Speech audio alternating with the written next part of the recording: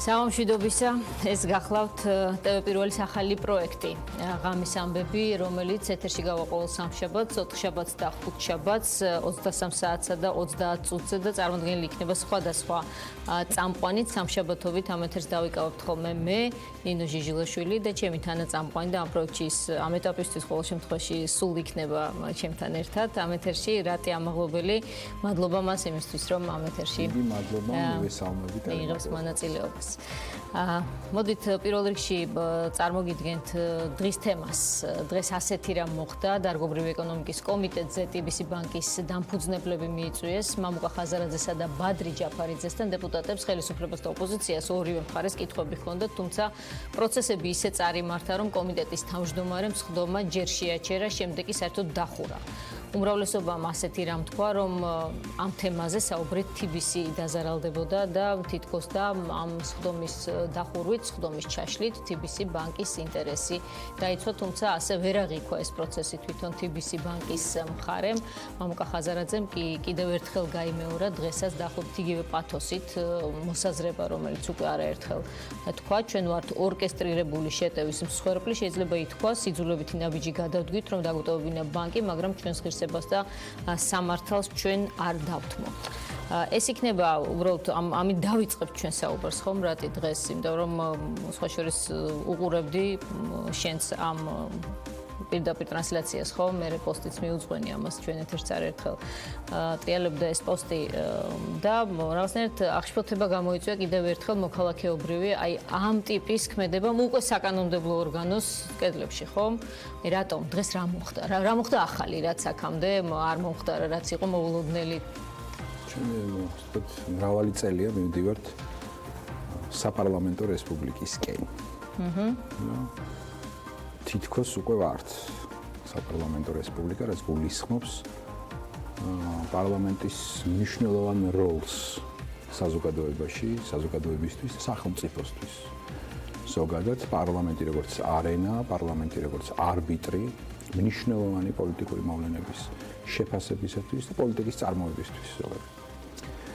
დღეს ჩვენ ვნახეთ, რომ პარლამენტი ქმედით უუნაროა სრული ამ სიტყვის მნიშვნელობით, იმ პოლიტიკის მიხედვით, იმ უმრავლესობის პოლიტიკის მიხედვით, პოლიტიკაც ძალიან ლამაზი სიტყვა იმის შესაფასებლად დღეს რაც ვიხილეთ.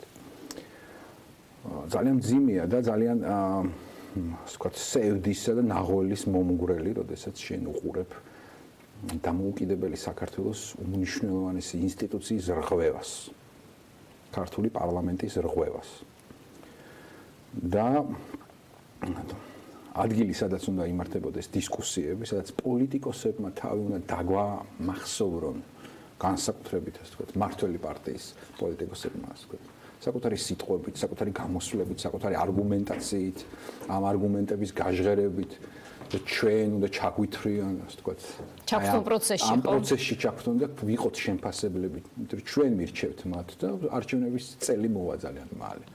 და ისინი ყოველივე ამაზე, აი ამ ინსტიტუციურ სიკეთეზე, ამ საზოგადოებრივ სიკეთეზე ამბობენ უარს. თუმცა უხერხული და ძალადობენ რეალურად სახელმწიფოზე და ძალადობენ მის ისტორიაზე, მის მომავალზე და აუქმებენ საკუთარ ინსტიტუციას, რომელიც ფუნდამენტურია და ფუნდამენტურია ამ ქვეყნისათვის. და ასე ვთქვათ, სრულ პოლიტიკურ ვაკუუმს ქმნიან შესაბამისად. რაღაცა ჩამოშლის მაჩვენებელი იყო ეს დღეს ხომ ეს საკითხი. ჩვენ ხედავთ რომ უმრავლესობა არ არის თავისუფალი, ჩვენ ეს გასაგებია, შეიძლება ხა ვიღაცა გვიყურებს და თქვას რომ ეს არის პარტიული წესრიგი, ვიღაცა ემორჩილება იმას, რასაც თქვათ პარტია იტყვის, მაგრამ აბსოლუტურად გაუგებარი ქმედება იყო ხომ? ყველა ველოდით რა მოხდებოდა დღეს, მიიწვიეს ორი ადამიანი იმისთვის რომ მათ არგუმენტები ეთქვათ, კითხვებზე ეპასუხა და უცებ უთხრეს რომ ისრაელთა თქვენ ახლა კი მოგიწვიეთ, მაგრამ ცოტა თქვენზე ვიზრუნებთ, მოდით რომ კი მოგიწვიეთ, მაგრამ წადით ახლა სახლში, იმიტომ რომ ცინიზმი, რომელზეც შეიძლება გაგეცინოს, რომელზეც შეიძლება რაღაცა ტიპის რაღაცნაირად იმუშაოს. ეს ცინიზმიც არ არის ეს რაღაცა, არ ვიცი, ხანდახან ლექსიკური მარაგიც უძლურია ჩვენი პოლიტიკური რეალობის გამოსახატად და შესაფასებლად. სხვა შორის კომიტეტის თავმჯდომარე, რომელიც ამ სხდომას ხელმძღვანელობდა, უფრო თამამი ჩანდა წინა პერიოდში განცხადებს ხო შევს ერთი კვირის წინ რომან კაგული იყო ჩემი სხვა გადაცემის სტუმარი და მან ძალიან თამამად ისაუბრა თავის კრიტიკულ დამოკიდებულებაზე ოცნების მიმართ თქვა რომ ხშირად ოცნება არის რაღაცნაირად აბსურდის რეჟიმში არ მოერიდა იმის თქმასაც რომ აი მესამე ძალა რომ იყოს კარგი იქნებოდა რაღაცნაირად მე ისეთი შტაბიჭრება დამრჩა რომ ეს ერთი კონკრეტული წევრი უმრავლესობის რაღაც მესამე ძალის გამოჩენას ელის რომ იქ წავიდეს რომ აღარ მოწონს ის ადგილი სადაც არის ახლა ჩემი შტაბიჭრება მაგრამ მისი განცხადებებიდან გამომდინარე მაგრამ ჩვენ ნახეთ რომ ის გუშინ დაიბარეს შუშის სასახლე წოდებულ ტერიტორიაზე ივანიშვილის ბიზნეს ცენტრში სადაც ის ცხოვრობს კიდეც და ჩვენ ხელთ არსებული ინფორმაციით მან მიიღო დირექტივა რომ დღეს ეს სხდომა საერთოდ არ ჩატარებულიყო თუმცა ამაზე ასე პირდაპირ თანხმობა თითქოს და ჩვენივე ინფორმაციით მან არ თქვა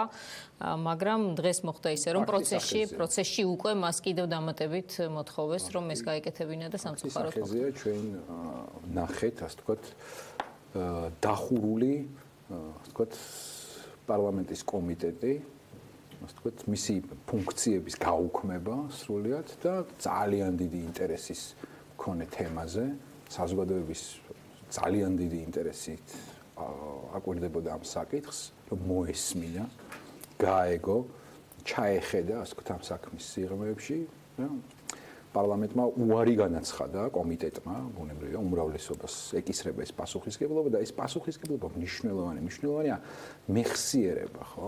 ხანდახან მე მაოგნებს ხოლმე ნინო, აი ამ მეხსიერების უქონლობა, თავად ხელისუფლების წარმომადგენელთან ხო, სრული ამნეზია ნამდვილად და ცარიელი ადგილი, როცა ჩვენ დამოუკიდებელი და არა მარტო დამოუკიდებელი სახელმწიფოების პირობებში ძალიან ბევრი უმრავლესობები ვნახეთ. ძალიან ბევრი ლიდერებით, ბევრი პარლამენტარებით და სად არის ეს ხალხი? სად არის ეს ხალხი? ანუ ხო სასაცილოდ არ ყოფნის მათი პათეტიკა, მათი რიტორიკა, მათი ასე ვთქვათ შეცდომები, ისტორიამ აბსოლუტურად შეჭამა და დაივიწყა და მოინელა და გროტესკულია ხოლმე ხანდახან სხვადასხვა შევარნაძის უმრავლესობიდან მოყოლებული რომ გავიხსენოთ მათი პათეტიკა, მათი რიტორიკა სრულიად ამოვარდნილია თავად ისტორიის კონტექსტიდან, ხო? რატომ არ ფიქრობენ ეს ადამიანები ყველაზე მნიშვნელოვანზე ამ სახელმწიფოსთვის? ყველაზე მნიშვნელოვანი ეს არის ისტორია. ანუ რასაც ქმნი, ხო, რასაც ქმნი. საკუთარ თავზეც რომ არ ფიქრობენ. პირველ ყოვლისა საკუთარ თავზე. რაღაცნაირად ხო უნდა იზრუნონ თითქოს ხო, რაღაც სახელი გვარი ხო აქვთ არა ადამიანებს და ხომ ჭირდებათ რომ ეს სახელი და გვარი სულ მცირე არ იყოს უხერხული. ჩვენ ხანდახან ვამბობთ რომ დავიღალეთ ხანდახან ერთი და იგივეს თქმით, მაგრამ როგორც ჩანს ამ სკამს მართლა რაღაცა ტიპის ტოქსიკოზი აქვს.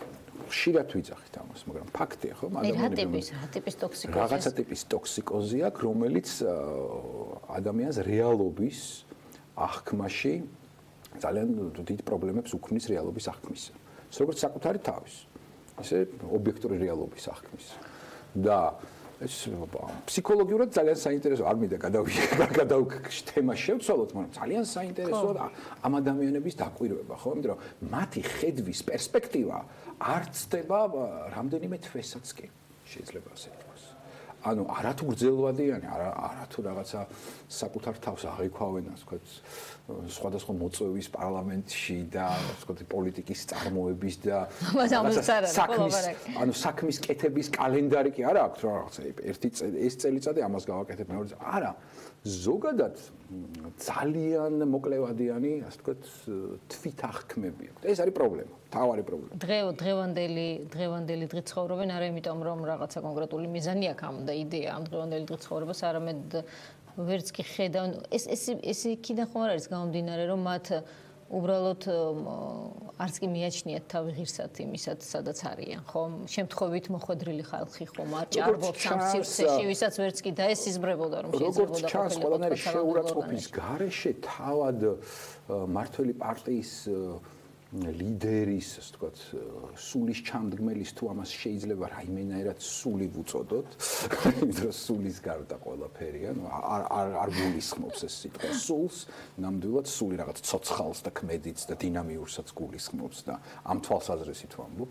ნუ კარგი დინამიკა აქვს ატეხილია ამ თვალსაზრისით ეს ადამიანები ხშირად გონივრული ეჭვიჩდება და საქმითაც დასტურდება ყოველივე ეს, რომ ისინი შერჩეულნი არიან სწორედ ამ შეიძლება ითქვას წინააღმდეგობის გაწევის უნარობით რაღაცა არანაირი რეზისტენტულობა, არანაირი წინააღმდეგობრიობა როცა არ აქვს ადამიანს. იმისაც აღმოაჩნდა ნახეთ ის აღარც არის ხომ პრინციპში. ამ სისტემით ამ ინდიკაციით დაიწუროს. აი ეს ხო იმიწურება ვიღაცას არ მოწონს მიდის ეს ცუიო ეს ნაფოტები აქეთ-იქით ხომ რაღაც ესე გამოვიდა და რაღაცა რჩება. აი რა რჩება? ვინ რჩება? აი დაწურული უმრავლესობა რა ფორმირება, რა ფორმას იძენს, რა არსია, რა შინაარსია. სულად უსახო სამწუხაროდ მე სულ არ მიხარია ამის თქმა და მე არ მგვრის სიამოვნებას ის სიტყვები, რასაც ჩვენ ახლა ვამბობთ, მაგრამ სულად უსახური, ეს კარგი სიტყვაა ქართული, ნაცრისფერი, უსახური უღირებულებო პერსპექტივო, ესე იგი ჩვენ მაინც ისეთი კულტურა ვართ, რომელიც რაღაცნაირად წარსულზე ვართ ორიენტირებული, მაგრამ როგორც წარსული არის მნიშვნელოვანი, რომელთანაც მიმართებაში ადამიანებს ამნეზია აქვთ, ესეც ვახსენეთ, მაგრამ არანაკლებ მნიშვნელოვანია სუბსტანციურად ღირებულებითაც მნიშვნელოვანი ჩვენი ქვეყნის მომავალი და ეს მომავალი არის აბსოლუტურად კონკრეტული რამ. ხვალინდელი დღე, ზეგინდელი დღე და ის არ არსებობს შენი დღევანდელი მოქმედების, გადაწყვეტილების, პრინციპული გადაწყვეტილებების გარეშე. ის არ არსებობს. და საქმე იმაშია რომ ჩვენ ახლა ყველაზე მნიშვნელოვანი არჩევნის წინაშე ვართ. გვექნება თუ არა ეს მომავალი. ვიზზე არის დამოკიდებული ეს მომავალი. არის თუ არა ის მთავარ საპარლამენტო ორგანოზე დამოკიდებული. რაღაც ინსტიტუციებზე. ფიქრობენ თუ არა ამ პარლამენტში ადამიანები თუ როგორც გაირკვათ, როგორც უყურებთ, არ საკუთარ მომავალზეც და საკუთარ სახეზეც არ ფიქრობენ და რაზე ასაკი ქვეყნის სახეზე. აი რატომ არ არის ხა დეპუტატის ხელფასი ისეთი მაღალი, რომ ამაზე ადამიანი ჩამოეკიდოს ხომ, გაცილებით მაღალია ვთქვათ კერძო სექტორში, ვთქვათ ანაზღაურებად, შესაძლებლობების განვითარების გაცილებით მეტი უნარებია საჭირო. რაზე კიდია ვთქვათ ეს რაზეა ჩაბღაუჭებული ვთქვათ ეს სკამიო ხო თქვი შენ ეს სკამი რა სკამია რა არის ეს სკამი ისეთი რასაც შეიძლება რომ ღირდეს რომ რაღაცა სინდისი გადააყოლო ან შენი რაღაც ღირებულებით სისტემა თუ გაქვს თქმა. ჩვენთან არ მომხდარა ამ საბოლოო ჯამში ძალაუფლების როგორც ასე ვთქვათ მოვლენის კრიტიკა და ის ძალაუფლება როგორც ჩანს ყველაზე მნიშვნელოვანი ასე ვთქვათ კარიერული ფსიქოლოგიური წარმატების ნიშანია ჩვენს ქვეყანაში. ვიღაცა ტიპი რო პარლამენტარია მძღოლი ყავს ტელევიზორში ჩანს ხანდახან კადრში ეს მეზობლებისთვის ის არის ნათესაობაში რაღაცას ნიშნავს როგორც ჩანს და ამის კრიტიკა არ მომხდარა. არა, მათ мотиваციებზე და რაღაცა ტიპის ვთქვათ ფინანსური ინტერესებიც როგორც ჩანს არის. ხო, ალბათ არის ფინანსური. ჩვენ ხედავთ რომ კონკრეტული შემთხვევები გვაქვს ასეთი ყოველ შემთხვევაში რომ რაღაც კორუფციული ელემენტები იქ რაღაცა ნეპოტიზმის თემები იქ მეგობარს დაასაქმებთ ნათესავს მიხედავ და რაღაც ეს თემები სულ არის და ეს წერია კიდევაც სხვადასხვა დასკვნაში სხვათა შორის რომ ამ ხრივ საქართველოს უკვე არის ასპარეზს ეს ჩანს რადარებზე ეს ახალი ვიჩენთ ამ ხრივ თავს ვიჩენთ. კი, აშკარად ვიჩენთ, მაგრამ აი რაზეც ჩვენ დავიწყოთ საუბარი, ეს არ არის მართლაც და TBC ბანკის თემა, არ არის არც 2 და 3 ადამიანის თემა, ჩვენ საუბრობთ ახლა ინსტიტუციების პრობლემაზე ქვეყანაში და საპარლამენტო მიმართულებით უკვე გამოჩნდა ნიშნები, რომ პარლამენტიც არის შესაძლო არის რაღაცა ტიპის ისეთი დაქვემდებარების და ისეთ წნეხის ქვეშ, რომ აი რღვევისკენ შეიძლება მიდიოდეს პროცესი. აი ინსტიტუციების თემაზე აქტიურად მუშაობს არასამთავრობო სექტორი, რომ რაღაცნაირად ეს ინსტიტუციები ქვეყანაში რაც არსებობდა ის შევინარჩუნოთ, განმოვითაროთ ადამიანებს მივცეთ შესაძლებლობა რომ გაიაზრონ რამ ხელა მნიშვნელობა აქვს ამ სახელმწიფო შტოების თქვა დანიშნულება რა არის მე მათი დამოუკიდებლობა რაში მდგომარეობს, მაგრამ მოკლედ არ გამოდის ეს ამბავი. ეკა გიგაური მინდა შემოვიყვანოთ ახლა ეთერში ჩვენთან სტუდიაშია გვერდით სტუდიაში გველოდება საერთაშორისო გამჭვირვალობის ხელმძღვანელი აღმასრულებელი დირექტორი ეკა საღამშვიდობისა მადლობა რომ ასე გვიან დროს ჩვენთან ერთად და კიდევ აიძულებთ ჩვენ აუდიტორიას და ვესაუბრებით თემებზე რომელიც ახლა ძილისპირულად მაინც არ გამოდგება მშვიდობის დროს, მაგრამ რაგიღა არის ამდენი სალაპარაკო თემა ჩვენ მაინც ვიფიქრეთ რომ ეს საღამოც შეიძლება რომ ვისაც ესეთი საკითხები აინტერესებს ასეთ თემებს დაუთმოთ. რა მოხდა დღეს პარლამენტში? Ну, პირველ რიგში დიდი მადლობა მოწვევისთვის და წარმატებას გისურვებთ. ვფიქრობ, რომ ძალიან საინტერესო ფორმატი იქნება და ბევრი მაყურებელიც გეყოლებათ. რა ვიცი, რა მოხდა და ის მოხდა, რომ ყველამ დავინახეთ, რომ პარლამენტი ვერ ასრულებს საზედამხედველო ფუნქციას. ძალიან მარტივად რომ ვთქვათ.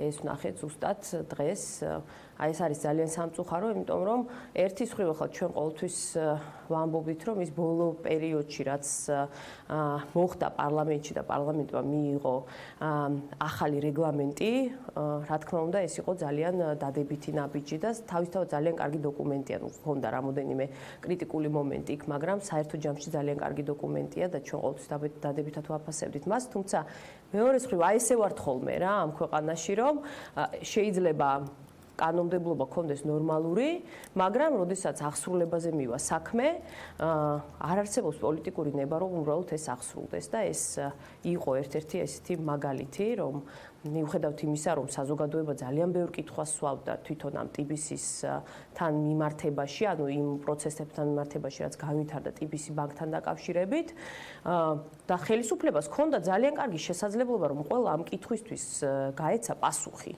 ეს ხომ არ არის მხოლოდ და მხოლოდ საზოგადოებისთვის შესაძლებლობა, რომ გაიგოს რაღაც დამატებით, ასევე ხელისუფლებისთვისაც არის კარგი შესაძლებლობა, რომ მეტი ინფორმაცია მიაწოდოს საზოგადოებას და ეს რა არის მის ხელისუფლებას? ეს არის მის ხელისუფლებას. მით უმეტეს თუ მიიყვანეს უკვე ხომ, აი ეს რა გამოსავალი იყო, რა ტიპის დირექტივა იყო ასეთი სიძლიერის, რომ უცებ თქვენს რომ აბა წავით ახლა ყველა სახლში, იმიტომ რომ თქვენ უნდა დაგიცვათ რაღაც ამ ინფორმაციის გაცემის პროცესში, რომ შემთხვევით არ დაზარალდეთ ამის რაღაც აბსოლუტურად გაუგებარი არგუმენტი იყო. აბსოლუტურად მართალი ბრძანდებით, აბსოლუტურად გაუგებარი. საერთოდ ძალიან ბევრ რაღაცას ვერ ხსნი ბოლო პერიოდში, რაც ხდება ჩვენს ქვეყანაში, მაგრამ ესეც აბსოლუტურად გაუგებარი იყო, იმიტომ რომ ეს ადამიანები მოიწვიეს ამ სხდომაზე და შემდეგ დაიწყეს ლაპარაკი იმაზე, კითხვა დაესვათ თუ არა. ანუ ამაზე იყო საუბარი თავიდან, რომ კითხვის დასმის უფლება ექნებოდა თუ არა იმ ადამიანებს, რომლებიც ესწრებოდნენ ამ სხდომას. ხომ ესეც ხო აბსოლუტურად აბსურდულია, რატომ მოყავს ადამიანი, რომ თქვას და კითხვა არ დაუსვა? ხო, ანუ ესეც გაუგებარი იყო. ისიც გაუგებარი იყო, ხო, ბატონი ხაზარაძე უბრალოდ გავა და ხვალ პრეს კონფერენციას მოაწყობს და რაც სათქმელი აქვს, იმას იტყვის, ხო? ანუ რა საჭირო იყო ეს აი ამ ყველაფრის დადგმა პარლამენტში.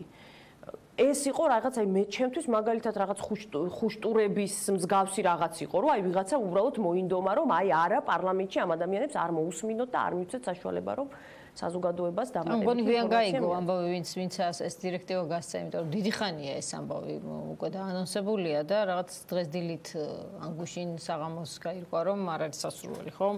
მოსმენა და შესაბამისად ახლა დაისვა ბოლო პერიოდში, ბოლო საათებში ეს დღის წესრიგში, რომ რაღაცნაირად ეს ხდომა არ ჩატარებულიყო. თუმცა აი რა აზრი აქვს მართლა თქვენს თქვით, რომ მაინც იტყვის ყველა სათქმელს რაც აქვს და ამითი ვერ შეზღუდავ ხომ სურვილს აზრის გამოთქმის ან პროტესტის გამოთქმის რა ტიპის დაგეგმარებაა ეს ვის ჭირდება რაზე მუშაობს ძალიან რთული არის ამ კითხვაზე პასუხის გაცემა ალბათ ისევ ძალაუფლების დემონსტრირება იყო ეს ყველაფერი და ის რომ აი პარლამენტში სადაც უმრავლესობით არის ქართული ოცნება შეიძლება მოხდეს მხოლოდ და მხოლოდ ის რაც უნდა ქართულ ოცნებას და მათ ლიდერს. ალბათ ეს სხვა შემთხვევაში ვერ ვნახეთ, ასე ვთქვათ, ქართული ოცნების პოლიტიკური გამოსვლები, მსჯელობები, არგუმენტაციები, დისკუსიაში შესვლა, შესაბამისად იქნება ამაშიც ადონას, ვთქვათ, ძალის დემონსტრირება და არა, ვთქვათ, პარლამენტის ფუნქციების გაუქმებაში, ხო?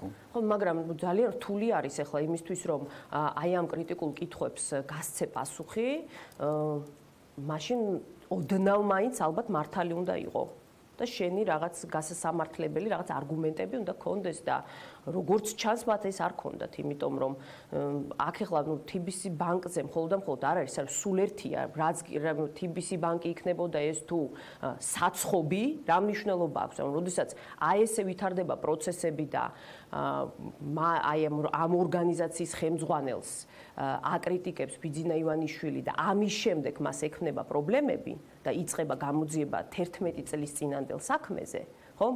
აქ უკვე საუბარი აღარ არის იმაზე, რომ ანუ აქ საუბარია, რა თქმა უნდა, რომ შესაძლებელია ამის უკან რაღაც პოლიტიკური მოტივები იყოს და ეს არის აქ პრობლემა. ის კი არა რომ რაღაც იმას კი არ ვამბობთ ჩვენ რომ რომელიმე ორგანიზაციამ შეიძლება კანონი არ დაარღვიოს და მასზე გამოძიება არ უნდა დაიწყოს. არა, როდესაც ეს ყველაფერი ხდება, ესე ვითარდება მოვლენები, რომ ამას ჯერ პირველ რიგში არ მოწონს ივანიშვილს ამ ორგანიზაციის ხელმძღვანელი და ამის შემდეგ ექმნება მას პრობლემები. ეს არის პრობლემა და ამის შემდეგ ყველა ინსტიტუცია მოქმედებს ისე, რომ ჩაძიროს ის პირი, რომელიც არ მოსწონს ივანიშვილს. ეს არის ყველაზე დიდი პრობლემა. თქვენ საუბრობდით თვითონ ინსტიტუციების რღვევაზე და ეს არის ზუსტად ამაზე ვსაუბრობ ჩვენ რომ. ალბათ ძალიან ბევრი საქმე გექნებათ თქვენც, იმიტომ რომ წინ არჩევნების წელი მოდის და როგორც ჩანს ნინო, ეკასაც ვეკითხები და ალბათ ჩვენი მსჯელობის საგანიც უნდა იყოს. დიდი, ასე ვთქვათ, ხელის მოჭერა გველის წინ ყველა ინსტიტუციების მიმართულებით, სახელმწიფო ინსტიტუციების მიმართულებით, განსაკუთრებით, ყველა, ასე ვთქვათ, შესაძლო რესურსების წყაროების დაბლოკვის, მოშთობის, იმიტომ რომ ხელისუფლებამ როგორც ჩანს ნახა საპრეზიდენტო არჩევნების მეორე ტურის შემდგომ საკუთარი პრობლემები დაინახა და ამ პრობლემების რაციონალური გადაწყვეტის გზით არ მიდის მოშთობისა და ასე ვთქვათ ერთპარტიულობის გამყარების გზით, ინსტიტუციონალური მოშთობის, თავისუფლების აღკვეთის და ასე შემდეგ, თავისუფალი ზონების და სივრცეების აღკვეთის და მე ვფიქრობ, რომ ძალიან მძიმე ფაზაში შევალთ, რას ფიქრობთ ამაზე? ხო, მე ვიტყოდი რომ ეკასაც ბევრი საქმე აქვს და ჩვენც მედიასაც და ზოგადად საქართველოს მოქალაქეებს მე ვფიქრობ საკმაოდ აქტიური ორი წელი გველის, ხო? ამიტომ რომ მარტო ერთ არასამთავრობო სექტორი გახდება ვერაფერს და სხვა შორის მოქალაქეები ყოველთვის იღებენ ხოლმე სწორ გადაწყვეტილებას კრიტიკულ მომენტებამდე კი მიყვავს ხოლმე საქმე, მაგრამ შემდეგ ჩვენ ვახერხებთ იმას, რომ სწორი გადაწყვეტილება მივიღოთ, ხო? მაინც ასეა. მე მგონია რომ აი ეს საპრეზიდენტო არჩევნები მაინც გენერალური რეპეტიცია იყო, იმიტომ რომ ძალიან ცუდი არჩევნები ჩავატარეთ ჩვენ და თავარი რა იყო, ნახეთ რომ მაშინ როდესაც არის დიდი ინტერესი მართველი პარტიის ფაქტიურად ინსტიტუციებმა შეიძლება იმსახურონ მათ სასარგებლოდ და ერთი ძალიან ისეთი გახმაურებული ფაქტი რაც არის ამ 600,000 ადამიანისთვის ვალის ჩამოწერის საკითხი, ხო? ამის გამო კი ძალიან გაკრიტიკდა სამოქალაქო სექტორი და ფაქტიურად ისეთი შავი პიარის მსხვერპლები გავხდით, რომ თითქოს ესე იგი ჩვენ არ გვიხაროდა, რომ მოქალაქეებს ვალს ჩამოსწერდნენ და ასე შემდეგ. ანუ ამაზე არ იყო საუბარი. საუბარი იყო თამაშის სამართლიან წესებზე. არ შეიძლება უბრალოდ აიღოს მართველი პარტიის წარმომადგენლებმა, რომელსაც უბრალოდ ამის შესაძლებლობა აქვს და მოისყიდოს 600,000 ადამიანი. ამის რესურსი სულ იქნება, ეკა. ამის რესურსი იქნება ბიზნესოვანშულს ყოველთვის რომ ეს გააკეთოს. უბრალოდ ეს რამდენად შეიძლება იყოს მუდმივად შედეგიანი არჩევნებში გამარჯვების თვალსაზრისით, თორემ შედეგი რომ კონკრეტული მოქალაქეების მიმართ დადგება, ეს ჩვენს ვიხარია ბუნებრივია და ბევრი ჩემი ახლობელიც მოყვა ამ აქციაში. მე მგონია რომ ეს შედეგიანი ძალიან დიდი ხნის განმავლობაში შეიძლება იყოს ჩვენს ქვეყანაში, უბრალოდ მიზეზის გამო რომ ძალიან ბევრი მოქალაქე ყავს, რომელსაც ძალიან უჭირს. და აი ამ მდგომარეობის ჩვენი მოქალაქეების აი ამ მდგომარეობის გამოყენება კიდევ უფრო დიდი საშინელება არის, რომ ფაქტიურად ამ ადამიანებს, რომელსაც ძალიან უჭირთ, იყენებ იმისთვის, რომ გაიმარჯვო არჩევნებში. და ეს არის ძალიან დაბალი პოლიტიკური კულტურის მაჩვენებელი, ეს არის რა თქმა უნდა ჩვენი კანონმდებლობის დარღვევა და იმისთვის, რომ ამას შევეწინააღმდეგოთ, რა თქმა უნდა, გვჭირდება დამოუკიდებელი ინსტიტუციები, რომელიც ჩვენ არ გვყავს. როდესაც აი ესეთი საკითხი დგება დღის წესრიგში. და აი მივდივართ ხა სასამართლოზე, ხო, სასამართლომდე, სადაც ჩვენთვის ყველასთვის ძალიან მტკივნეული თემაა. არაერთი გადაცემა მიგვიძღვნია, კიდე მოგვიწევს სავარაუდოდ რომ მიუძღვნათ, მაგრამ სასამართლო უკვე პრაქტიკულად ჯიბეშია, ხო? აი აქ რა რესურსია, რა ბერკეტია დარჩენილი საიმისოთ, რომ არჩევნების პროცესში სამართლიანობა დადგეს იმ შემთხვევებში, თუ კი ჩაითვლება, რომ სადღაც ეს სამართლიანობა არ იყო პროცესში, ვიღაცამ ხმა გააყალბა, რაღაცა არასწორად მოხდა და მე მიდიხარ სასამართლოში და ხვდება მურუსიძე, ხო? ხო, კოლექტიური. ეხლა მე ყოველთვის რასაც ვამბობ ხოლმე არის ის, რომ აი ის ყველა პრობლემები რომც გქონდეს ქვეყანაში არაფერი არ იქნებოდა თუ კი სასამართლო იქნებოდა მოწოდების სიმაღლეზე და სამწუხაროდ ამ შემთხვევაში სასამართლოში გვაქვს ძალიან ბევრი პრობლემა. ნუ ხედავთ ახლა ცალსახად ჩანს ის რომ აქ არის სერიოზული ბრძოლა ამ კლანის შენარჩუნების სასამართლო სისტემაში და აი არაფერზე უკან არიწევენ, მათ შორის ნუ იცით იგივე პირადი ცხოვრების ამსახველი კადრების გავრცელება და ასე შემდეგ. ხა ძალიან რთულია მტკიცება ვინ დგამის უკან, მაგრამ ცხადია, რომ ძალიან დიდი ინტერესი იყო, რომ ეკა ბესელია გაჩერებულიყო, ხო?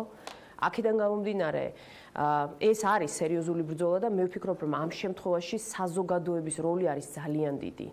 ძალიან მნიშვნელოვანი არის, რომ თითოეულმა მოქალაქემ ხმა იმაღლოს და ყველანაირ ფორმას მიმართოს, კანონიერ ფორმას, იმისთვის, რომ შეეწინააღმდეგოს ამ პროცესს. იმიტომ რომ ეს მოსამართლეები, რომლებზეც ჩვენ ვსაუბრობთ და რომლებიც ფაქტიურად დღევანდელმა მმართველმა პარტიამ თავზე დაგვასვა და დააწინაურა და აი უსაზღრო ძალაუფლება მიანიჭა, ხო? ეს მოსამართლეები ჩვენ სასამართლოს ნორმალურ მდგომარეობამდე ვერ მიიყვანეს. ყოველთვის იქნებიან წინააღმდეგები პროგრესის. ამიტომ ჩვენ ეს ხალხი უნდა გაუშვათ პირველ რიგში სასამართლოს. თქვენი თაოსნობით ძალიან საინტერესო ფორმატით გაიმართა შეხვედრა საზოგადოების ფართო წარმომადგენლებთან. ჩვენც ვიყავით რამდენიმე მწერალი, მოწვეულები იქ, რამდენიმე მწერალი ვიყავით. ძალიან მნიშვნელოვანი იყო ეს ფორმატიც და ერთობაც პოლიტიკური სპექტრისაც. ამ კუთხით უახლოეს მომავალში ხომ არ იგეგმება მეორე რაუნდი ერთგვარი. ხო, ნუ თქვენ იცით, რომ ჩვენ რამდენჯერმე არასამთავრობო სექტორის წარმომადგენლები რამდენჯერმე მივედით იმ სამუშაო ჯგუფში, რომელიც თითქოს და ახალი ფორმატი იყო, შემოთავაზებული პარლამენტის თავმჯდომარის მიერ. თუმცა, როდესაც შევედით, დავინახეთ, რომ მაგიდასთან ისევ მურუსიძე დაგვისვეს, ხო? ჩვენ ვითხოვთ, ახლა წარმოიდგინეთ, როგორი დაცინვა იყო ეს, რომ ჩვენ ვითხოვთ, რომ მურუსიძე წავიდეს სასამართლო სისტემიდან და პარლამენტის თავმჯდომარე გვახვედრებს ამ ადამიანს სამუშაო ჯგუფის ფორმატში და მისი მონაწილეობა უნდა იმ რაღაცა კანონმდებლობის ცვლილებას და კრიტერიუმების გაწერაში, ხო? ანუ ამის გამო და ბევრი სხვა გარკვეული მოთხოვნების გამო ჩვენ დავტოვეთ ეს ჯგუფი. ამის შემდეგ მე ვფიქრობ, რომ ძალიან მნიშვნელოვანია უკვე სხვა ტიპის აქტიურობა საზოგადოების მხრიდან. ჩვენ რა თქმა უნდა შევატყობინებთ ყველას ჩვენ გეგმებთან დაკავშირებით, მათ შორის აქციების ფორმითაც არის ძალიან მნიშვნელოვანი, რომ ჩვენ მოქალაქეებს მიეცეს საშუალება, რომ გამოხატონ თავიანთი მოსაზრება ამ საკითხთან დაკავშირებით. ხა შიგნით ჯგუფში სხვათა შორის ჩვენი ერთი წარმომადგენელი იყო და იქ პარლამენტის თავმჯდომარე იმითაც იწონებდა თავს, რომ თქვენ აქო გარეთო რაღაც რამოდენიმე ადამიანი გახართო სულო და მხოლოდ თქვენ გადარდებთ ეს მურუსიძის და ჩინჩალაძის ყოფნა სასამართლო სისტემაშიო. ხო და ამიტომ ძალიან მნიშვნელოვანია, რომ ჩვენ ვანახოთ მათ, რომ მხოლოდ არასამთავრობო სექტორი და აქტიური საზოგადოებრივი ჯგუფების წარმომადგენლები არ აპროტესტებენ ამას. ძალიან მნიშვნელოვანია, რომ რიგითმა მოქალაქეებმაც თავიანთი პოზიცია დააფიქსირონ ამ საკითხთან დაკავშირებით, იმიტომ რომ ჩვენს ქვეყანას მომავალი არ აქვს ამ სასამართლოს და ამ მოსამართლეებთან ერთად. ნამდვილად არ აქვს. ისინი მოსაცილებლები არიან უახლოეს პერიოდში. ეკა გიგაური გვესაუბრებოდა ჩვენ კონკრეტულ საკითხებზე. მადლობა რომ მართლაც ასე გვიანი იყო ჩვენთან ერთად. რატი ახლა გიორგიმ ჩვენ მოპროდიუსერმა ჩამიგდა და აღარ მახსოვდა მახსოვს ეს ლექსი, მაგრამ ახლა აღარ გამახსენდა ეს დეპუტატის ოცნებაზე რომ გაქვს.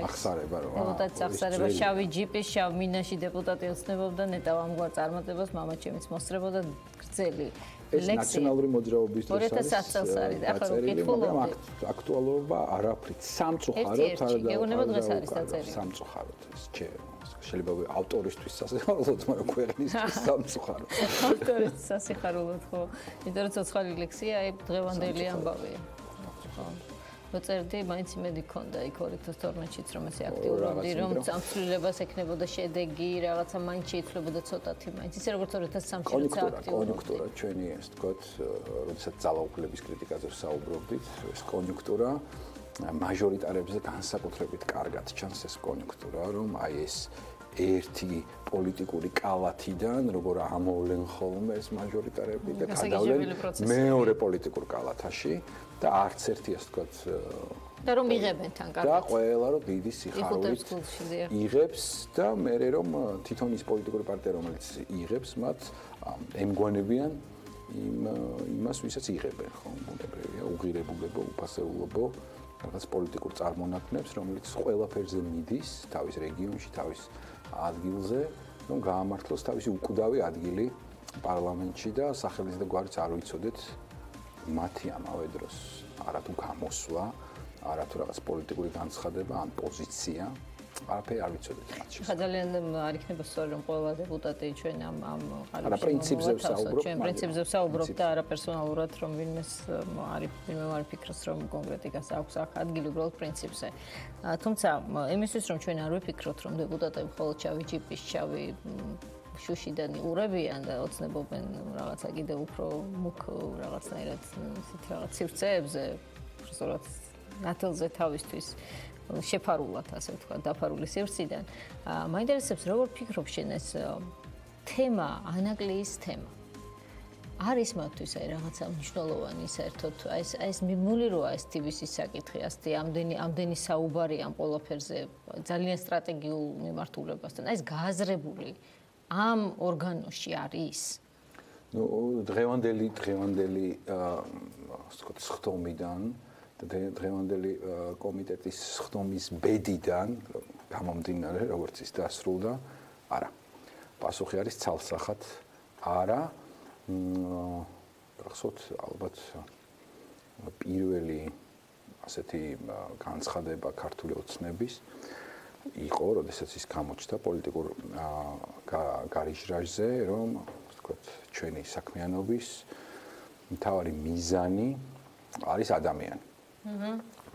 ეს მათ, ასე ვთქვათ, ქართულმა ოცნებამ გაამართლა ეს პრინციპში წავიდა ადამიანი, ოღონდ არა საქართველოს მოქალაქეები, არამედ ერთი ადამიანი. და ეს ერთი კონკრეტული ადამიანი არის, ასე ვთქვათ, ფარავს ყველა შეგრძნებას იმისას, რასაც შენ მეკითხები, რომ ფიქრობენ თუ არა ისინი იმაზე, რომ მომავალი სუბსტანციურია, მომავალი მნიშვნელოვანი ამ ქვეყნისთვის, რომ ჩვენ დროს გაიხსნა სწორედ ისეთი კარიბჭე ევროპისაკენ, რომელიც აკავშირებდა ევროპას და აღმოსავლეთს. ეს კავშირები იყო ეკონომიკური, კულტურული, სოციალური, ეს არის სტრატეგიული დანიშნულება ამ ქვეყნის, როდესაც შენს გეოპოლიტიკურ მდგომარეობას აქცევ, ასე ვთქვათ, ეკონომიკურად, სოციალურად, პოლიტიკურად წარმატებულ პროექტად და მე ამ დროს ვიყავი და ამას დაუჭირე მხარი და ჩემ დროს ეს შექმნა. არა, ამაზე არავინ არ ფიქრობს. ფიქრობს იმ ადამიანზე, რომელსაც ყველა უფლება აქვს და რა სიტყვის ის ადამიანი. და იმ ადამიანს რა პრობლემა შეიძლება ქონდეს ასეთ დიდ პროექტთან? თავისთვის უნდა შეიძლება ეს ძალიან ისეთი ასევე მძიმე ბრალდება იყოს და ზოგადად არ იყოს საფუძვლიანი თავისთვის უნდა თუმცა რატომაც არა ეხლა დამოდებითი რესურსი შეიძლება არავისთვის არ იყოს ზედმეტი თუ სხვისთვის უნდა აი ეს არის მძიმე კიდევ ამ კონტექსტში ძალიან დიდი იმიტომ რომ ჩვენ ვიცით რომ ეს ძალიან დასავლური პროექტია რომ აქიდება ინვესტიციები დასავლელი პარტნიორების და როგორც კი ეს და ამისი განხორციელება არის ერთადერთი ჩვენი ძალიან მძიმე მეზობლის ინტერესში ხომ აი ეს რა ეჭვები გაქვს შენ ეს ეჭვები ლეგიტიმურია ეს ეჭვები საფუძვლიანია ჩვენი სახელმწიფოებრიობა პირდაპირ იდგა აი ასეთი რესურსების ჩვენი დამოუკიდებლობა ყოველთვის იყო ფუნქციონალური, არწყებული ფარსმანქველიდან და დარიალის კარიბჭის ფლობიდან და იმ დარიალის კარიბჭის გაღებით და რომის იმპერიისთვის ველური ტომების, მაშინდელი ტომების, ასე ვთქვათ, შესევით და ამის манипуляციით საქართველოს მნიშვნელოვან მაგალითები მომყავს. მნიშვნელოვან როლს თამაშობდა თავის ადგილზე და თავისი გეოპოლიტიკური მდგომარეობით. იყენებდა თან ამას წონას იწევდა ზე. არაფერს ახალს არ ვიტყვი, რომ მხოლოდ ფაქტები ჩვენ არაფერი არ შევაფასოთ, მხოლოდ ფაქტები ვთქვათ. ანაკლიის პორტის პრობლემებთან დაკავშირებით უმალ გაისმა ასე ვთქვათ, ეს ინფორმაცია, რომ რუსეთი აფხაზეთში აკეთებს ღრმა წყლოვან პორტს. კი ბატონო. კი ბატონო, ის პორტი, რომელიც ჩვენს ფუნქციონალურ დამოუკიდებლობას აძლიერებს, რომელიც ეს დამოუკიდებლობა შენს ხელთ არის და შენ ატარებ იმ ტვირთებს, რომ რა ტვირთებიც ჭირდება დასავლეთს და აღმოსავლეთს ერთმანეთთან ურთიერთობას, რაც შენ თავად გჭირდება, შენ ხდები მოძლიერი მოთამაშე, ხო, ბუნებრივია. და ეს შეიძლება არ აწყობდეს ჩრდილოეთს, სუსხიან ჩრდილოეთს, აგერ გუშინ იყო 25 თებერვალი და ეს არ არის აბსტრაქციები, ჩვენ ამ 200 წლის მანძილზე პირდაპირ მნიშვნელობით ძალიან დიდი მსხვერპლი გავიღეთ ჩვენი ასეთი ფუნქციური დამოუკიდებლობის შესანარჩუნებლად. და ძალიან ბევრი ამ დავკარგეთ კიდეც. რატომ გგონია რომ აი ამ ზაურონის თვალს, ამ ბოროტების თვალს, ამ კუთხით, ამ მნიშვნელოვანი პროექტის კუთხით ზძინავს თვლემს და არ მოქმედებს. ის გონია ეს პრინციპში. ეს არის ძალიან საინტერესო, იმიტომ რომ ჩვენ არ გონია რომ ასე ახლა. ნუ ყოველ შემთხვევაში პარლამენტში არ დგება საკითხი ამ სტრატეგიულ ობიექტებზე, ამ პოლიტიკაზე, რა გეგმა გვაქვს, რა მოლოდინები გვაქვს, რა უნდა გაკეთდეს ამ კუთხით, როგორ დავიცვათ, როგორ დავაზღვიოთ ეს პროექტი წარუმატებლობისგან, თავდასხმებისგან და ასე შემდეგ. ჩვენ არ გვესმის ამას საუბარი და ჩვენ ვსაუბრობთ აგერ ამ თემაზე და პარლამენტში ეს თემები დახურულია. სადაც მთავარი ასე ვთქვათ, განხილვის თემა უნდა იყოს და დაცვის თემა და დისკუსიის თემა ხო პირველ ყოვლისა. ეს ძალიან საინტერესო იქნება სადამდე მივა ეს პროცესი. საინტერესო არა მხოლოდ სპორტული ინტერესისთვის, არამედ შედეგისთვის. ჩვენ ეს სპორტი გვექნება თუ არ გვექნება. შეფერხდება უსასრულოდ. თუ გვექნება ვისი კონტროლის ქვეშ? ვისი კონტროლის ქვეშ გვექნება, ეს კიდე ცალკე თემაა. და ამას ალბათ ჩვენ ახლა ჯერ ვერ გავიგებთ, მხოლოდ წინასწარ საუბრობის შეგვიძლია, მაგრამ ხიზლად ყოფნა რომ საჭიროა ამ თვალსაზრისით ალბათ. ამაში მეთანხმები, ხო? აბსოლუტურად. და კიდევ ერთი თემა გვინდოდა ჩვენ დღეს განგვეხილა აუდიტორისთვის, ეს არის რაზე დგას ხოლმე ხელისუფლებები, როდესაც აი კრიზისები იუდგებათ, ხო? ახლა გამახსენდა 2012 წელს რაღაც ალისტრახუების ინსტიტუტი რომ შექმნეს გახსოვს მიკროფონებით თითქოს ჟურნალისტები და რომ დასდევდნენ ჟურნალისტებს რომლებიც აშუქებდნენ მართლაც და მძიმე თემებს და მათ დასდევდნენ ძალიან საინტერესო თემას მივადექით მე. ხო, საინტერესო თემა. როდესაც არ გაქვს საზოგადოების მხარდაჭერა, როდესაც საზოგადოებას უკეტავ კარებს, უნდა შექმნა ამის სიმულაცია, ამის ილუზია უნდა შექმნა, რომ შენ ვიღაცები გიჭერენ მხარს. და ალბათ სავარაუდოდ ეს კარგი იქნება რომ ჟურნალისტურმა გამოძიებებმაც ასე ვთქვათ დაადასტურონ ეს, მაგრამ ძალიან საინტერესო რამეს მოუკარით დღეს ერთად თვალი წავიკითხეთ. საინტერესო კვლევა, როდესაც ხელისუფლება სიმულირებს საზოგადოებრივ აზრს სწორედ Facebook სოციალურ ქსელებში არსებული ტროლებით. ბოტების, ტროლების სისტემა არის. ტროლების, დევების და ასე შემდეგ. საზოგადოება უბრალოდ ამას ახლა ვერავინ შეუშლის ხელს ასეთად ყოფნა თუ იტვირთე და ხვედრად მიიღე ალბათ შეგიძლია რომ მიიღო, იმიტომ რომ სიტყვის თავისუფლების პირობებში შეგიძლია რომ გააკეთო ეს, მაგრამ უბრალოდ ახლა რაში მდგომარეობს ეს რომ იცნო მაინც ტროლი, ხომ? ამაზეა საუბარი, რომ ვინ არის რეალური მოსაზრების მატარებელი და ვინ არის ასეთი გამავრცელებელი ან გადახდილი რაშიც არის ზირთად ალბათ გადახდილი ხო მაინც შეიძლება 5000 კაცი რაღაცას ამბობდეს და შეიძლება 2 კაცი იჯდეს ოფისში და სინამდვილეში ეს 2 კაცი იყოს ის 5000 ადამიანი სოციალურ ქსელში. აი ამ თემას დავუბრუნდებით ჩვენ რეკლამის შემდეგ და საინტერესო კონკრეტულ მაგალითებს შემოგთავაზებთ და კვლევის ავტორსაც მოვუხმობთ ეთერში რომ უფრო მეტი მოგიყვეთ ამ ბოტების სისტემის შესახებ, რომლებსაც ალბათ ყველა გადაგვიხართ სოციალურ ქსელებში დროებით.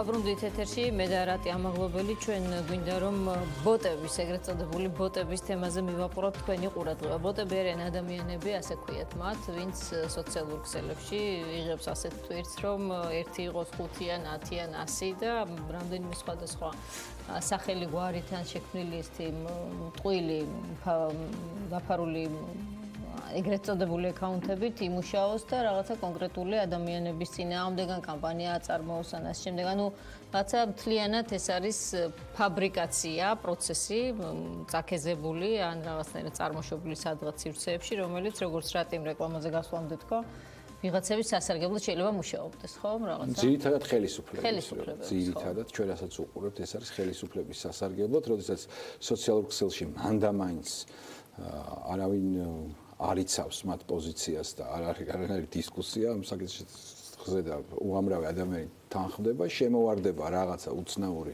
მაგალითად ვინმე ორი გვამი უნდათ.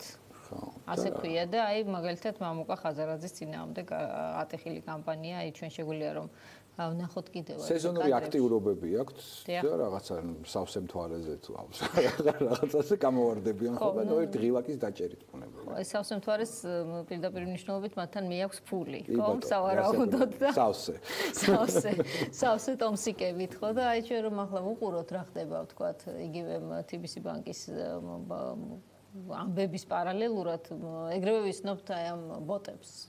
არ არსებულ ადამიანებს, არ არსებულ შეფარულ პირებს, რომლებიც კამპანიას აწარმოებენ. შეგვიძლია შემდეგ სლაიდებზეც გადავიდეთ და ვნახოთ, როგორი კამპანიურია ეს პროცესი. რა თქმა უნდა, ხა ეს იცნობა სულ მაინტერესებს, პრინციპში მაქვს რაღაც კვლევებიც აკითხული, ეს მაინც მუშაობს საზოგადოებას, რაღაცნაირად საზოგადოებრივი აზრის შექმნას შეიძლება დიდწილად ხელს ვერ უწყობს, მაგრამ რაღაცა დანიშნულება, რისთვისაც ეს ბოტები იქმნებიან, რისთვისაც ფული ხარჯება, ამას მოაქვს რაღაცა ტიპის შედეგი. კი მიგვერს სულ ვიზე მუშაობს ახლა ესეთი ტიპის თქვათ თუნდაც შექმნილი ეს ფოტოები, მაგრამ ფაქტია რომ ვიღაცაზე მუშაობს, ხო? ესეც რახან ესე ჯიუტად არ წყვეტენ ამაში ფულის, ასე ვთქვათ, ჩადებას და გადახდას, როგორც ჩანს, თავად აქვთ ეს ილუზია, მაგრამ მე მგონი, რაც უფრო მეტ დროს დაუთმობთ მხილებას, ასეთი ასე ვთქვათ, შაუბნელი PR კამპანიებისა. მით უფრო ნაკლებ ადამიანზე იმუშავებს დარწმუნებული ვარ და ნაკლები ეფექტი ექნება. ნუ სუბცირ ჩვენმა აუდიტორმა უნდა იცოდეს, რომ როდესაც რაღაცებს წააწყდება, ის არ არის უანგარო და სიყვარულით შექმნილი, ხელოვნებისადმი სიყვარულით შექმნილი. და ამის უკან არ დგას ადამიანი, რომელიც თა გულწრფელ თავის პოზიციას გამოხატავს, არის გარკვეულ მახეში გაბმული, ასე ვთქვათ, შეიძლება ვიღაცა გააბან ამ მახეში. სახელი და გვარი თუ არ იძებნება, ხო?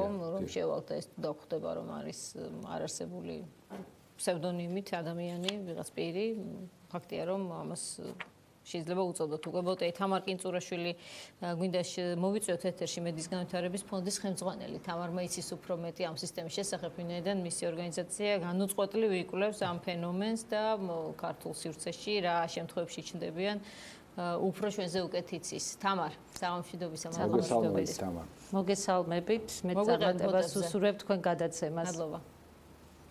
მოგვიყევით ცოტა აი ბოტების სისტემის შესახებ, აი ამ შემთხვევაში რა არის ყველაზე აქტუალური თემატიკა და რისთვის მიგიგნიათ წყაროების საიდან იკვებებიან ეს სისტემები? მადლობა მოწვევისთვის. პირველ რიგში ვიტყვი, რომ ჩვენ აქამდე ძირითადად საგარეო საფრთხეების კუთხით ვიკვლევდით სოციალურ ქსელებში სხვა ჯგუფების და ტროლების და ბოტების აქტიურობას. ამ შემთხვევაში დაგვაინტერესა მიზანმიმართულმა კამპანიამ, რომელსაც გარკვეული ჯგუფები ახორციელებდნენ და შევეცადეთ გაგვერკვია, ვინ იდგა ამის უკან. თუმცა, რა თქმა უნდა, წინასწარ განწყობა ჩანდა ერთი მხრივ ხელისუფლების ინტერესი არსებობდა. ამ შემთხვევაში ბოტებზე მეტად, რომელიც უფრო ავტომატიზირებული აკაუნტებია, მოქმედებენ ტროლები, ანუ ადამიანები, რომლებიც მალავენ თავიანთ რეალურ იდენტობას. და ჩვენ გამოვავლინეთ 9 გვერდი, რომელიც 9 Facebook გვერდი, რომელიც მიზანმიმართულად მუშაობდა სწორედ მამუკა ხაზარაძის და TBC ბანკის წინააღმდეგ და საინტერესო იყო ის, რომ ყველა ეს გვერდი დარეგისტრირებულია 2018 წელს და ამ გვერდების ნაწილი, დიდი ნაწილი ჩართული იყო საპრეზიდენტო კამპანიაში, საარჩევნო კამპანიაში გრიგოლ ვაშაძის, ანუ ხელისუფლების მთავარი პოლიტიკური ოპონენტის წინააღმდეგ და რამოდენიმე მათგანი მოხვდა კიდეც სამართლიანი არჩევნების საარჩევნო მონიტორინგის დასკვნაში. კარგია ის, რომ ამ კვლევის შედეგად Facebook-მა დაბლოკა ერთ-ერთი ტროლი, რომელიც მოქმედებდა ავთანდილ კერესელიძის სახელით და რა არის მიზანი ტროლის, რომ ლეგიტიმაცია მოიპოვოს გარკვეულწილად სოციალურ ქსელებში, მოახდინოს გარკვეული საზოგადოებრივი აზრის ფორმირება და ან ვიღაცის წინააღმდეგ განაწყოს საზოგადოება. ეს ადამიანი იყო 4 ამ 9 გვერდიდან 4 გვერდის ადმინისტრატორი. შესაძლოა სხვა გვერდებსაც მართავდა, მაგრამ ღია წყაროებით ამ ინფორმაციის გადამოწმება უბრალოდ შეუძლებელი იყო და ჩვენ შევეცადეთ გაგვერკვია, რამდენად რეალური იყო ეს პიროვნება და გარკვეულწილად მოვძებნეთ ფოტოების საშუალებით, ის იყენებდა პროფილს სხვა ადამიანის ფოტოს და ეს აღმოჩნდა ერევანში მცხოვრები კარო მანუკიანი, რომელიც რეალური პირია და ტროლის გადამოწმების ერთ-ერთი შესაძლებლობაა, რომ მას ვიდეო ქოლით გაესაუბრო, რომ ნახო, რომ ის რეალურია და არ არის გამოგონილი ადამიანი და მას შემდეგ, რაც ჩვენი თანამშრომელი გუშინ facebookში დაუკავშირდა ამ პიროვნებას და მან გაიგო იმის შესახებ, რომ მის სურათებს იყენებენ საქართველოში და ჩართულია ის რაღაც კამპანიაში, მან Facebook-ს მიმართა გაასაჩივრა და დღესდღეობით ეს ანგარიში არის დაბლოკილი და ვფიქრობ, რომ საზოგადოებას, სოციალური მედია არის თავისთავად პლურალისტური პლატფორმა, იძლევა ბევრ შესაძლებლობებს, მაგრამ როდესაც ამითი ხდება ბოროტად სარგებლობა, ასეთ შემთხვევაში ალბათ ყველა არის ვალდებული, რომ მოახდინოს იგივე Facebook-ის ინფორმირება და არსებობს მექანიზმები, რითაც ჩვენ შეგვიძლია, ვთქვათ, დავბლოკოთ ასეთი ყალბი ანგარიშები, რომელიც მიზანმიმართულად და ეს არ ეხება მხოლოდ, ვთქვათ, შიდა საკითხებს, ამ შემთხვევაში სახეზეა ხელისუფლების ინტერესები, იმიტომ რომ იგივე, ვთქვათ, ავთანდილ კერესელიძე აზიარებდა და აქტიურად იყო ჩართული, ვთქვათ, როგორც წინასაარჩევნო კამპანიაში მართველი გუნდის მხარდაჭერილი კანდიდატის სასარგებლოდ, ასევე ის, ვთქვათ, ისეთი პირების პოსტებს აზიარებს და გამოხატავს თავის დადებით დამოკიდებულებას, როგორც არის პრემიერ-მინისტრი, ქალაქის მერი, შინაგან საქმეთა მინისტრი, რაც აჩენს ბუნებრივია ეჭვებს, რომ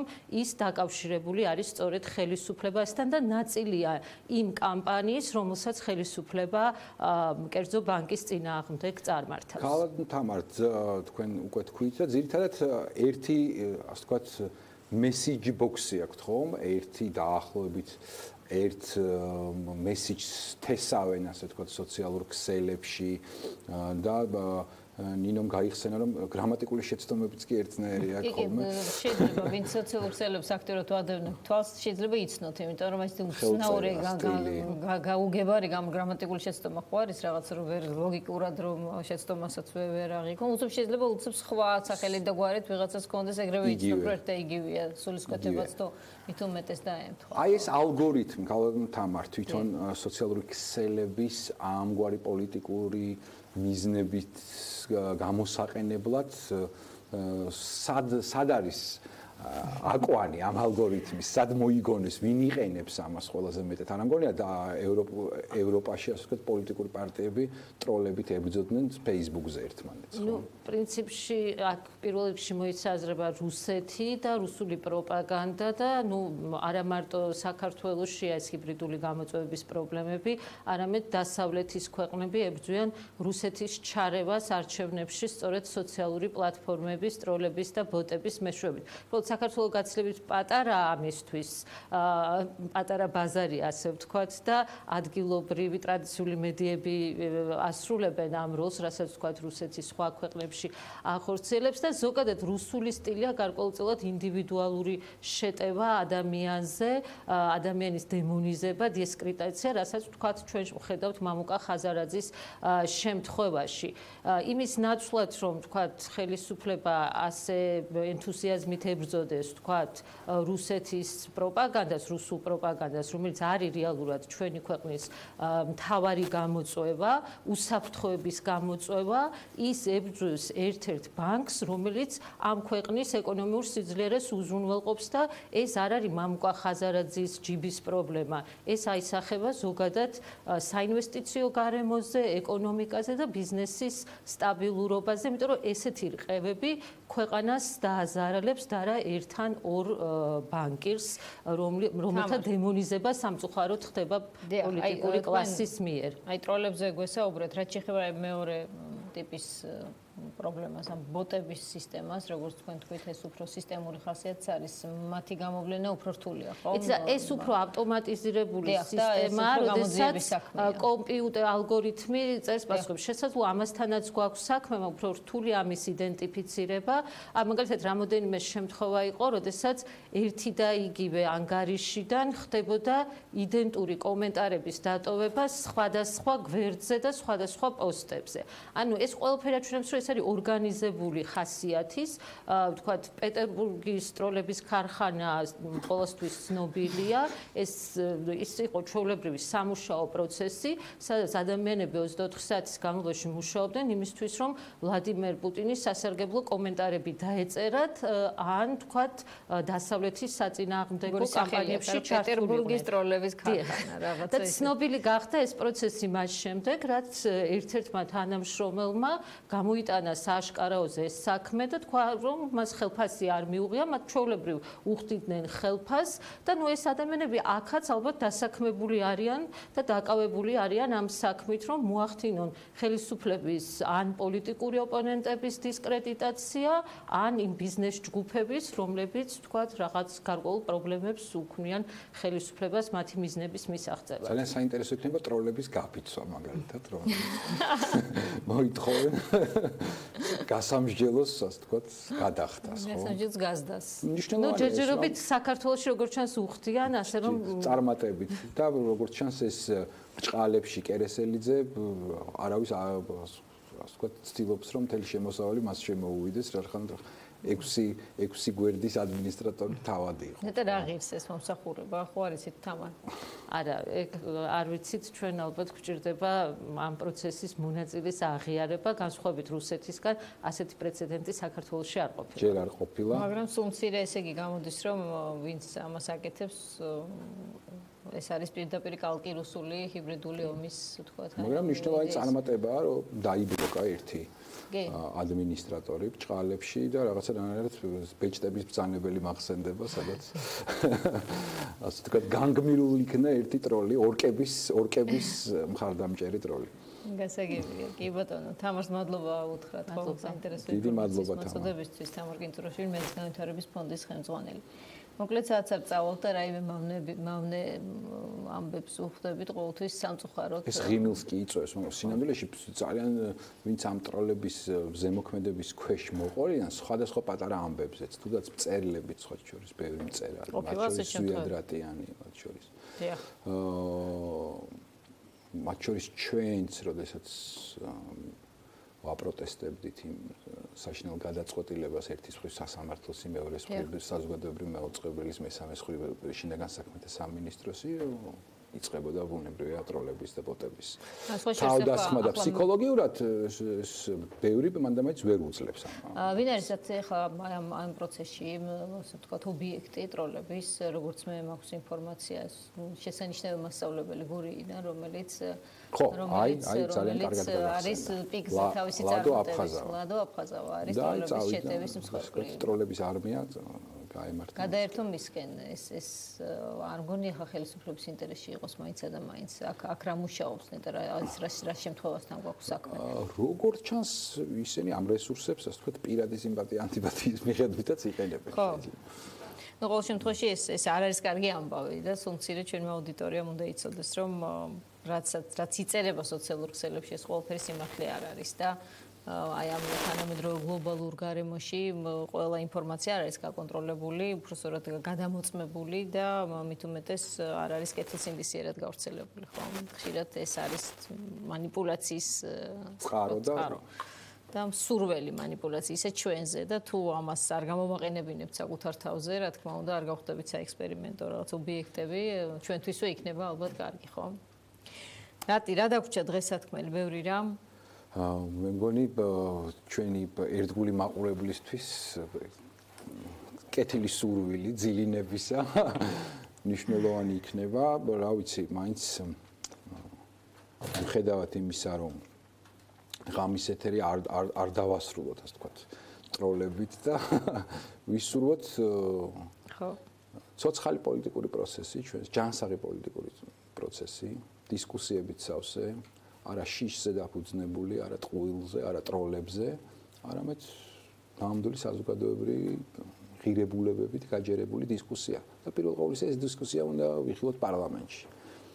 ხვალინდელი დღე ამ თვალსაზრისით იმედი დავიტოვოთ, რომ ამ თვალსაზრისით უკეთესი იქნება და ყველა თავის ფუნქციას და როლს შეასრულებს, რაც მას აკისრია. მაგალითად პარლამენტარი იმ ფუნქციას, რაც დისკუსია ქვია, რაც პოზიციის დაცვა ქვია და რასაც ინფორმაციის მიღება ქვია ჩვენთვის მათი ამორჩევლების. იმედი ვიქონიათ. იმედი ვიქონიათ. ამას წინარფერი უდგას, მოკლედ ეს გახდათ ღამის ამბების პირველი გადაცემა. ჩვენ ეთერში ვიქნებთ ყოველ სამშაბათს მე და რატი, თუმცა ხვალ და ზეგელი საინტერესო ეთერები, საინტერესო წყვილები წამყვანებით დიან ტრაპაიძე ხვალ ღამის 12:30-ზე გიმასპინძლებთ გია ხუხაშვილთან ერთად, ხოლო ზეგ ხუთშაბათს ვახო სანაია თამარ ჩერგოლეიშვილთან ერთად. ჩვენი დანარჩენი გადაცემებიც ადგილზეა თავის დროზე, ჩვენ დავემატეთ უბრალოდ მართლა რომ ძილის წინ, ხომ? იმედია რომ ძალიან არ შეგაწუხეთ პოლიტიკით, ასე გვიან დროს. მომავალ შეხვედრამდე. მადლობთ.